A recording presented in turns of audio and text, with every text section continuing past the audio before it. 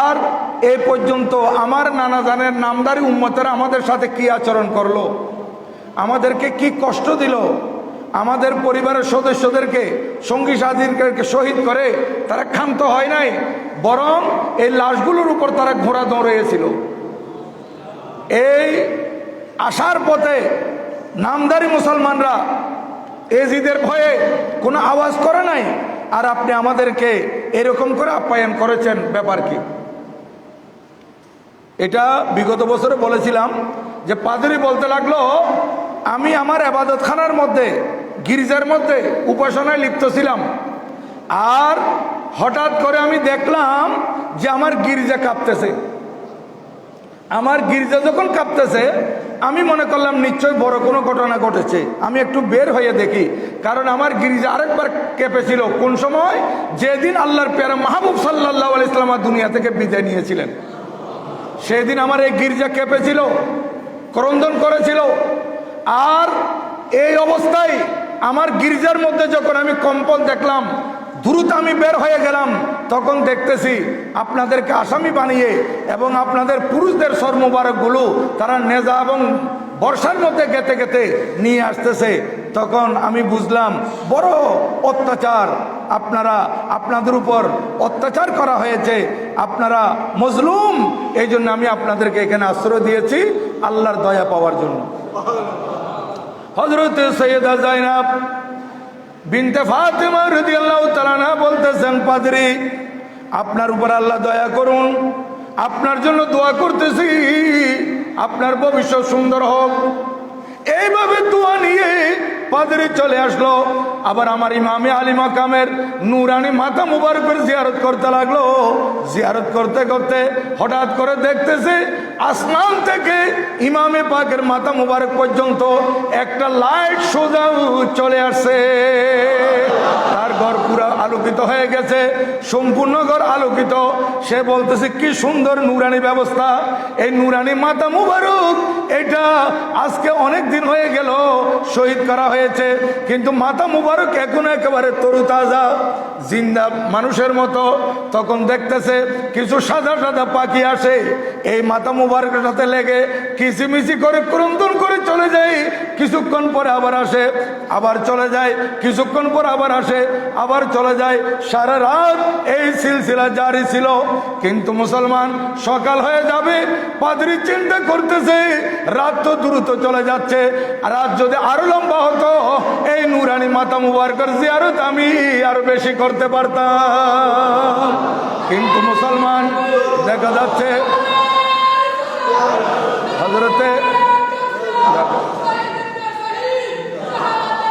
হযরতে সৈয়দনা ইমামে আলী মাকাম ইমামে হুসেন রাদিয়াল্লাহু তাআলা আনহুর এই মাথা মুবারক জিয়ারত করতে করতে শেষ পর্যন্ত যখন সকাল হয়ে যাচ্ছিল, আমার আল্লাহর কুদরতের ইচ্ছা, আল্লাহ পাকের কুদরতের মনসা হলো যে পাদ্রী তুই আমার মাহবুব নবীর আওলাদের জন্য 10,000 দুনিয়াবি টাকা, ফানি টাকা, যে টাকা আজকে আছে কালকে নাই, এরকম ধ্বংসশীল কিছু টাকা তুই খরচ করেছিস, আমি আল্লাহ তোকে স্থায়ী দৌলত দান করতেছি।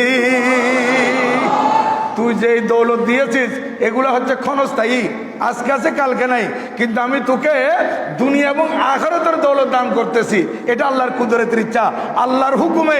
এই পাদ্রী যখন সকাল হতে হতে এই মাথা মুবারক ফেরত দিতে হবে, এর আগে ভাগে দেখা গেল এই পাদ্রী ইমামে পাকের নুরানি মাথা মুবারক দেখতে দেখতে সরাই পাকের এই নুরানি চেহারা মুবারক জিয়ারত করতে করতে করতে করতে শেষ পর্যন্ত বেসাখতা অপ্রত্যাশিত ভাবে তার মুখ থেকে কলমায়ে তাওহীদ জারি হয়ে গেছে। বড় করে বলুন সুবহানাল্লাহ। এই কলমায়ে তাওহীদ লা ইলাহা ইল্লাল্লাহ মুহাম্মাদুর রাসূলুল্লাহ সাল্লাল্লাহু আলাইহি সাল্লাম পাঠ করে কলমা পড়ে মুসলমান হয়ে গেছে।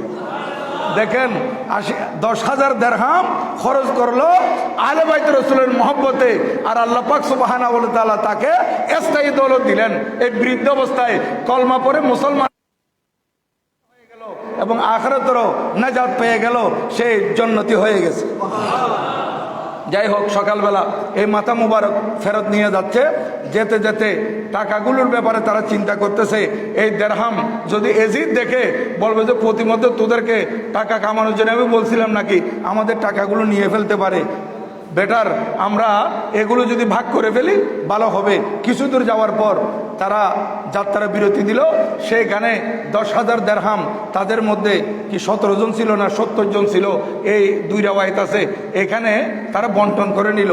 বন্টন করে নিতে গিয়ে যখন দেখতেছে তাদের এই টাকাগুলো ছিল যে একটা থলের মধ্যে দেরহাম, তখন কয়েন ছিল, স্বর্ণ মুদ্রা যেগুলো, এগুলোকে বলা হতো দিনার, আর রৌপ্য মুদ্রাকে বলা হতো দেরহাম।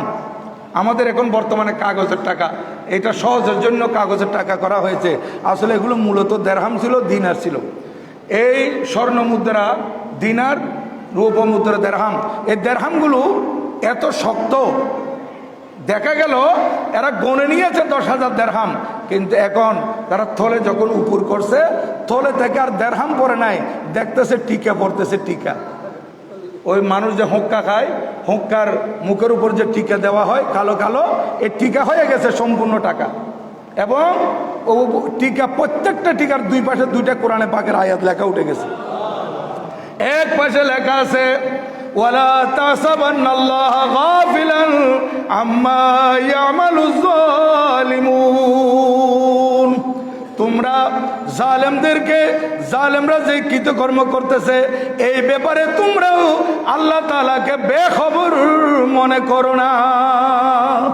অর্থাৎ জালেমরা যা জুলুম করতেছে আমার আল্লাহ সম্পূর্ণ খবর রাখেন, এদেরকে বিচারের মুখোমুখি হতে হবে। একদিকে এই আয়াত লেখা হলো, আরেকদিকে আরেকটা আয়াত লেখা হয়ে গেল যে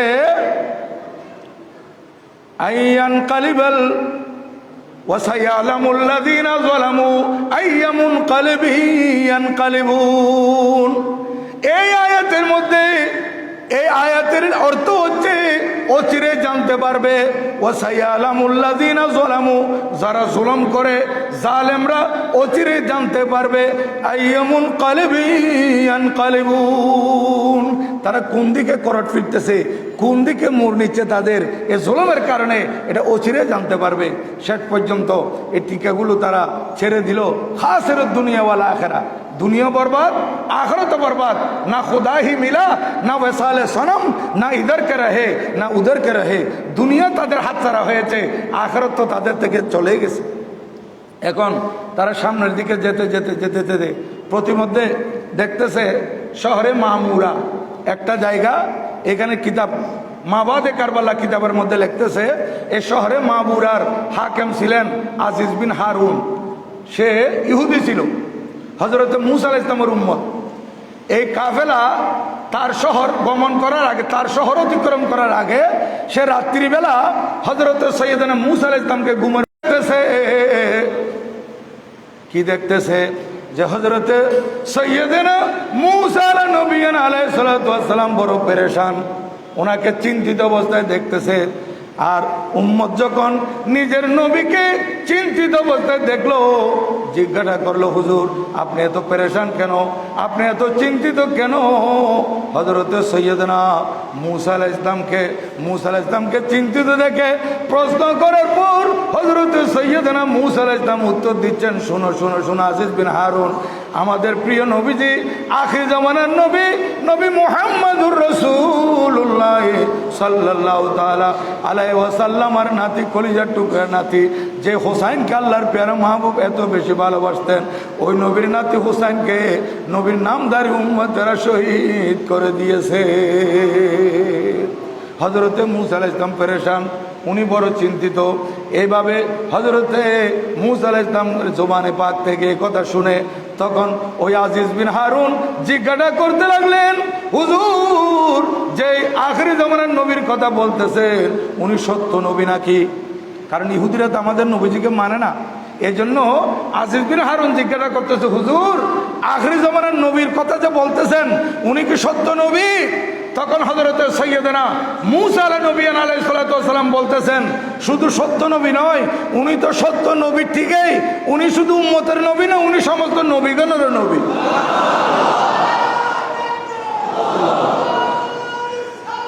ইয়া রাসূলুল্লাহ,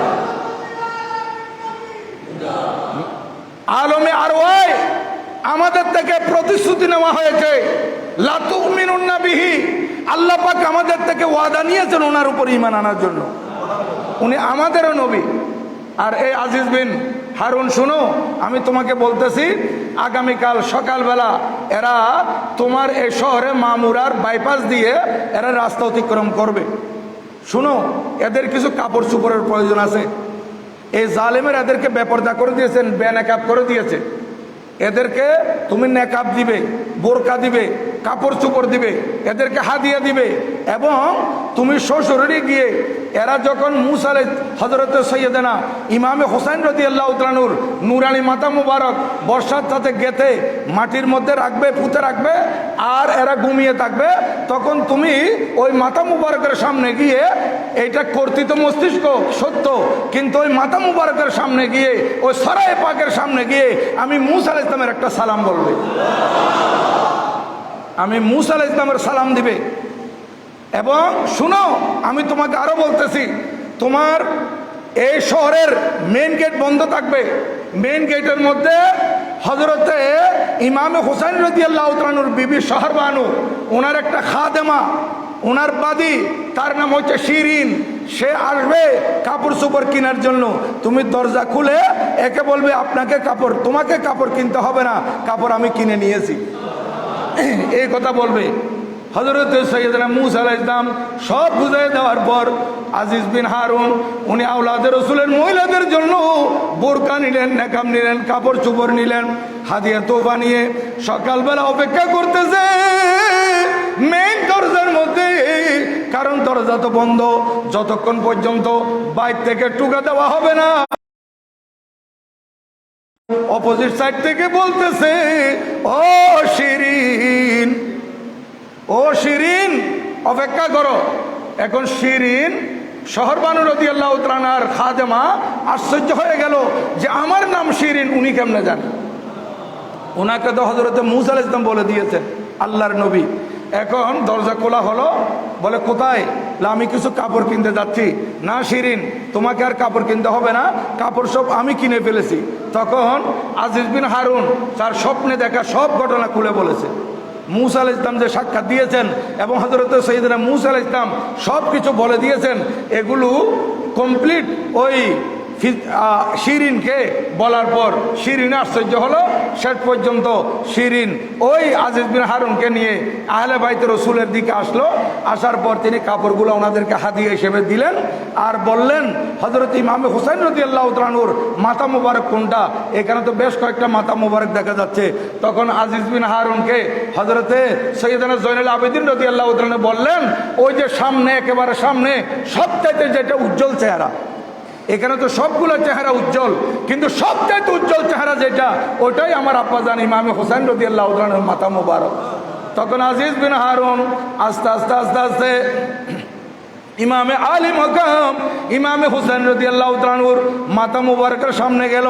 যাওয়ার পর ওই যে হযরতে সৈয়দনা মূসা আলাইহিস সালাম বলেছিলেন, আই আজিজ বিন হারুন, তুমি হযরতে ইমামে আলী মাকামে সরায়ে পাকের সামনে গিয়ে, মাথা মুবারকের সামনে গিয়ে আমার একটা সালাম দেবে। এখন আজিজ বিন হারুন বলতেছে, হুজুর, আপনাকে আমাদের নবী হযরতে সৈয়দনা মূসা আলাইহিস সালাম সালাম বলেছে। যেই কাটা মস্তিষ্ক মুবারক দর থেকে পৃথক করা হয়েছে, বেশ কয়েকদিন হয়ে গেছে। এই আজিজ বিন হারুন দেখতেছে ওই মাথা মুবারক থেকে স্পষ্ট সালামের জবাব আসতেছে, ওয়া আলাইকা ওয়া আলাইহিস সালাম। ও আজিজ বিন হারুন, তোমাকেও সালাম, তোমার নবী মূসা আলাইহিস সালামকেও সালাম। এই আওয়াজ শুনে সে আর দেরি করে নাই, এ বলতেছে, আমি আর ইহুদি ধর্মতে কেন থাকবো? এই ইন্তেকালের পরও যে মাথা মুবারক থেকে সালামের জবাব আসে, এতদিন পরও যে মাথা মুবারক থেকে আওয়াজ বের হয়, এই মাথা মুবারক এরকম জীবিত, এই ইমামে হুসাইনের নানার দিন, বরহক দিন আমি পড়ে দিলাম, আশহাদু আল্লা ইলাহা ইল্লাল্লাহু ওয়াহদাহু লা শারীকা লাহু ইল্লাল্লাহু ওয়া আশহাদু আন্না মুহাম্মাদান আবদুহু ওয়া রাসূলুহু, এইভাবে কলমা শাহাদাত পড়ে ওই আজিজ বিন হারুন হাকেমে মামুরা সেও কলমা পড়ে মুসলমান হয়ে গেছে। সুবহানাল্লাহ। এবার দেখেন এই সোহাদায়ে কেরাম কিভাবে জিন্দা। আর আমার ইমামে আলী মকাম শুধু সোহাদার ভিতর অন্তর্ভুক্ত নয়, উনি হলেন সৈয়দুল সোহাদা, শহীদ গণের সম্রাট। প্রতিমধ্যে কয়জনকে কলমা পড়াইতেছে দেখেন। এইভাবে অনেক ঘটনা ঘটেছে। যেতে যেতে এরা পরের দিন আবার রওনা হয়ে গেছে কাফেলা। সামনের দিকে যেতে যেতে চোখ খামি দিয়া, এটা দামেস্কের একেবারে কাছাকাছি একটা বড় বাজার। চোখ মানে হচ্ছে বাজার, যেমন আমাদের এখানে রিয়াজউদ্দিন বাজার আছে, আমান বাজার আছে, বানুর বাজার আছে, এইভাবে বাজার। বাজার আরবি হচ্ছে চোখ, তো আমাদের এখানে আরবিতে বললে চোখ রিয়াজউদ্দিন, চোখ বানুর বাজার, চোখ বানু, চোখ আমান এরকম বলবে। অনুরূপভাবে চোখ হামিদিয়া বাজার, এখানে বিশাল এক বাজার। সে বাজারের পাশে কিছু ঘর বাড়িও আছে, ওখানে তারা অপেক্ষা করলো, যাত্রা বিরতি দিল। আর সরাই পাকগুলো, মাথা মুবারকগুলো বর্ষার সাথে খেতে মাটির মধ্যে একেবারে পুঁতে রাখছে এবং তারা আনন্দ উল্লাস করতেছে। আগে থেকেই এজিদিরা দামেস্কের মধ্যে তারা একেবারে পুরো দামেস্ককে সাজিয়ে ফেলছে, অলিগলি সাজিয়ে ফেলছে এবং বলছে এজিদের বিরুদ্ধে বিদ্রোহ করার কারণে কিছু আসামিকে শেষ করে এদেরকে নিয়ে আসা হচ্ছে। এবং আসামিগুলো কারা এবং কারা বিদ্রোহ করছে বলছে, এগুলোর নাম বলে নাই, কারণ নাম বললে অনেকে বিগড়ে যাবে। নবীজির আওলাদ কেমনে বিদ্রোহ করবে, নিশ্চয় উনি হক রূপ ছিলেন, এই ধরনের কথাবার্তা বলবে। তাই বলা হয় না যে নবীজির আওলাদ, বলছে আসামি আসতেছে, আসামি আসতেছে এবং কিছু বিদ্রোহীদের মাথা এখানে নিয়ে আসা হচ্ছে, এরকম বলা হয়েছিল। এখন হামিদিয়া বাজারের মধ্যে যখন তারা অপেক্ষা করতেছে, কয়েদিদেরকে একেবারে হাত পা বাঁধা অবস্থায় দাঁড় করায় রাখছে, তখন একটা ঘর থেকে, ঘরের ছাদ থেকে একজন মহিলা, বৃদ্ধা মহিলা, তার নাম ছিল ফিজ্জা। এই বৃদ্ধা মহিলা যখন আসামি দেখছে তখন আর দেরি করে নাই, তার ঘরের সদস্যদেরকে বলতেছে এই আসামিরা কি খাবে জিজ্ঞাসা করো, এদেরকে একটু খেদমত করো, এদেরকে একটু খানা পিনা দাও, ধরো প্রথমে পানি নিয়ে যাও, এদেরকে পানি পান করাও। এই বৃদ্ধ মহিলা ফিজ্জা এই আসামিদেরকে, এই হজরতে সৈয়দা জৈনাব, বিবি শহরবানু, বিবি রুবাব, হজরতে সকিনা, এভাবে আরও যারা ছিলেন ওনাদেরকে পানি পান করালেন। ইমামে জয়নুল আবেদিন রাদিয়াল্লাহু তাআলা আনহুকে পানি পান করালেন আর খানা পিনা দিলেন। পরবর্তীতে ফিজ্জা নিজেই একেবারে গুজু হয়ে গেছে মহিলা, আস্তে আস্তে আস্তে আস্তে আইসা মহিলা আসামিদের থেকে জিজ্ঞাসা করতেছে আপনাদের আর কিছু লাগবে কিনা। তখন হজরতে সৈয়দা জৈনব রাদিয়াল্লাহু তাআলা আনহা দুই চোখের পানি ছেড়ে দিয়ে বলতেছেন, এই বুড়ি মহিলা, আপনাকে তো চিনলাম না, এই আসার পথে কোনো মুসলমান আমাদের খেদমত করে নাই, প্রতিমতো ইহুদিরা সেবা করছে, মুসলমান হয়ে গেছে, খ্রিস্টান আমাদের খেদমত করছে, কলমা নসিব হয়ে গেছে, এখন আপনি তো মুসলমান। বলে হ্যাঁ আমি মুসলমান, তো আপনি আমাদের খেদমত করতেছেন, ব্যাপার কি? বলে আমি, তাহলে তার একটা ইতিহাস আছে। তার ইতিহাস হচ্ছে, আমি যখন ছোট ছিলাম, বয়স আমার 15 থেকে 16, তখন আমি আব্বুরার সাথে মদিনা শরীফ গিয়েছিলাম। আমি যখন মদিনা শরীফ যাই, আমি একজন হাবশার মানুষ। আমি আমার আব্বাকে নিয়ে মদিনা শরীফ যখন যাই, তখন সেখানে আখরি জমানার নবীজির যে আলোচনা শুনেছি এবং নবীজির আওলাদদের আলোচনা শুনেছি, ওনাদের আতিথেয়তা, ওনাদের আপ্যায়ন, ওনাদের আচার ব্যবহার, এসব শুনে আমি নবীজির বেটি, নবীজির কন্যা হযরতে ফাতেমা জাহরা রাদিয়াল্লাহু তাআলা আনহাকে দেখার আমার ইচ্ছা জাগলে আমি আব্বুকে বলি, আব্বু আমাকে সেই সুযোগটা করে দিয়েছিল, আমি হযরতে সৈয়দা ফাতেমা জাহরা রাদিয়াল্লাহু তাআলা আনহার খাদেমা হয়ে ওনার খেদমত করার জন্য আমি কিছুদিন অপেক্ষা করেছিলাম। আমার আব্বা বলতেছে, এই ফিজ্জা চলে এবার আমরা বাড়িতে চলে যাই। ফিজ্জা বলে, আব্বু আমি যে মহিলার খেদমত করতেছি এই মহিলার দামন ছেড়ে আমি আর কখনো বাড়িতে যাব না। ওনাদের আদর্শ, ওনাদের চরিত্র, আহলে বাইতের আতিথেয়তা, আখলাক, এগুলা দেখে মহিলা এমন মোহিত হয়েছে, অভিভূত হয়েছে। হযরতে ফাতেমা জাহরা রাদিয়াল্লাহু তাআলা আনহার খেদমত করে করে জীবন কাটিয়ে দেওয়ার সে খেয়াল করেছিল। এই ফিজ্জা বলতেছে, তখন ইমামে হাসান একজন ছিলেন হযরতে ফাতেমা জাহরা রাদিয়াল্লাহু তাআলা আনহার ছেলে, আরেকজন ছিলেন ইমামে হোসেন রাদিয়াল্লাহু তাআলা আনহু, আরেকজন মেয়ে ছিলেন হযরতে সৈয়দা জৈনাব। হযরতে সৈয়দা জৈনাব রাদিয়াল্লাহু তাআলা আনহা সব শুনতেছেন। বুড়ি মহিলা কি বলতেছে, আশ্চর্য কথা, আমাদের ঘরে এই মহিলা খাদেমা ছিল যখন সে যুবতী অবস্থায়, কিশোর অবস্থায়। হ্যাঁ, তারপর বলতেছে, আল্লাহর প্রিয় মাহবুব সাল্লাল্লাহু আলাইহি ওয়াসাল্লামের ইন্তেকালের পর এই হযরতে সৈয়দা ফাতেমাতুজ জাহরা রাদিয়াল্লাহু তাআলা আনহা বাবার ফরকত, বাবার বিচ্ছেদ সহ্য করতে না পেরে উনি কেঁদে কেঁদে কেঁদে কেঁদে থাকতেন। কাঁদতে কাঁদতে 6 মাসের মধ্যে উনার ইন্তেকাল হয়ে গিয়েছিল। আমি যখন বুঝে গেছি উনি দুনিয়াতে আর বেঁচে থাকবেন না, আব্বার মহব্বত একেবারে পাগল পাড়া, উনি দুনিয়া থেকে চলে যাবেন, এর আগ মুহূর্তে আমি জিজ্ঞাসা করলাম, মা ফাতেমা রাদিয়াল্লাহু তাআলা, আপনি দুনিয়া থেকে চলে গেলে আমি আর আপনার ঘরে থাকতে পারবো না, আমি সিরিয়া চলে যাব, কিন্তু আপনি আমাকে কিছু নসিহত করুন, আমাকে কিছু উপদেশ দিন। তখন হযরতে সৈয়দা ফাতেমাতুজ জাহরা রাদিয়াল্লাহু তাআলা আমাকে ঈমানের উপর মজবুত থাকার জন্য, নামাজ কালাম পড়ার জন্য, কোরআন শরীফ তেলাওয়াত করার জন্য উপদেশ দিলেন। সাথে সাথে বললেন, আই ফিজ্জা, যদি কোনোদিন কোনো আসামি দেখো তাদের তুমি একটু খেদমত করিও, আসামি দেখলে আসামিদের একটু খেদমত করিও। হযরতে ফাতেমাতুজ জাহরা রাদিয়াল্লাহু তাআলা আনহা এই ওসিয়ত, এই উপদেশ আমাকে দিয়েছিলেন, এটা আমার দিলের মধ্যে গাঁথা আছে। আজকে বহুদিন পর আমি যখন আসামি দেখলাম, এই হযরতে ফাতেমাতুজ জাহরা রাদিয়াল্লাহু তাআলার উপদেশ মতে আমি আপনাদের খেদমত করেছি, আপনাদের সেবা করেছি, আপনাদের যতটুকু সম্ভব আমি পানি পান করানোর ব্যবস্থা করেছি, খানা পিনার ব্যবস্থা করেছি। এখন আপনারা কারা আমি তো চিনি না, আমি এবার আপনাদের থেকে বলবো আমার জন্য একটু দোয়া করেন, আপনারা কই যে আপনাদের দোয়া কবুল হবে। হযরতে সৈয়দা যায়েনব বিনতে ফাতেমা রাদিয়াল্লাহু তাআলা বলতেছেন, এ ফিজ্জা, আপনার জন্য কিসের দোয়া করব, কি দোয়া আপনি চান? বলে, আমি শুনেছি হযরত ইমামে হাসান রাদিয়াল্লাহু তাআলা আনহুকে 20 বাণে শহীদ করে দেওয়া হয়েছে, আর 2 জন হযরত ইমামে হুসাইন এবং হযরতে সৈয়দা যায়েনব রাদিয়াল্লাহু তাআলা আনহুমা ওনারা বেঁচে আছে। আমি যতদিন বেঁচে থাকি আমার হায়াতের মধ্যে এই 2 জনকে যাতে একবার কমাস কম দেখতে পাই, আমার জন্য একটু দোয়া করুন। এফিজও দোয়া চাইতেছে হযরতে সৈয়দা যায়েনব রাদিয়াল্লাহু তাআলা আনহাকে দেখার জন্য এবং ইমামে হুসাইন রাদিয়াল্লাহু তাআলা আনহুকে দেখার জন্য। হযরতে সৈয়দা যায়েনব বিনতে ফাতেমা রাদিয়াল্লাহু তাআলা আনহুমা এই কথা শুনে মাত্র চোখের পানি ছেড়ে দিয়ে ওই বুড়ি ফিজ্জাকে বলতেছেন, আই ফিজ্জা, শুনেন, আপনার জন্য হাত উঠানোর আগে আপনার দোয়া আপনার পক্ষে কবুল হয়ে গেছে। আপনি যার সাথে কথা বলতেছেন আমি হলাম সেই যায়েনব বিনতে ফাতেমা। আপনি হযরতে যায়েনব যাকে ছোটবেলায় কোলে কাঁধে নিয়ে বড় করেছেন, আমি সেই যায়েনব, আমি হযরতে ফাতেমাতুজ জাহরা রাদিয়াল্লাহু তাআলার কলিজার টুকরা বেটি। আমার দিকে তাকান, আমি যায়েনব। আর ওই যে পর্শের মধ্যে কাঁদাও কিছু মাথা মুবারক আছে, ওখানে যান, ওখানে সামনে যে নুরানি সুরতের মাথা মুবারক, ওই মাথা মুবারকটা হচ্ছে আমার ভাইজান হযরত ইমাম হুসাইন রাদিয়াল্লাহু তাআলার মাথা মুবারক।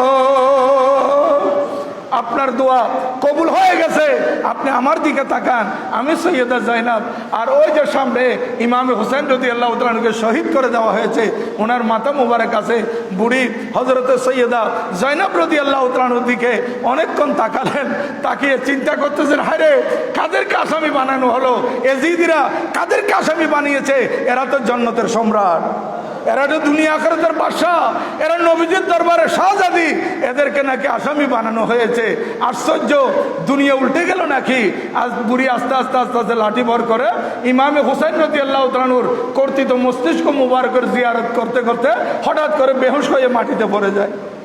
ওই বুড়িকে ধরে আস্তে আস্তে ঘরের মধ্যে নিয়ে যাওয়া হলো।